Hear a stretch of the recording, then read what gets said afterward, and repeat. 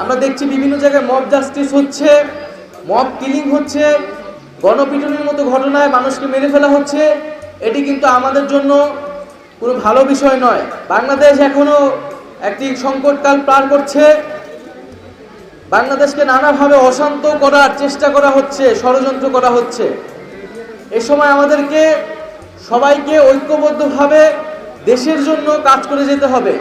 নিজেদের মধ্যে কোনোভাবেই যাতে কোনো ধরনের বিভক্তি না আসে সে বিষয়ে সচেতন থাকতে হবে। এবং আরেকটি বিষয় আমি অনুরোধ করব সবার প্রতি, যে আপনারা শিক্ষার্থীরা আমরা দায়িত্ব নিয়েছি, আমরা প্রশাসনকে সরকারকে সহযোগিতা করছি, এটি করব, কিন্তু কোনোভাবেই যাতে আমরা আইন হাতে তুলে না নেই।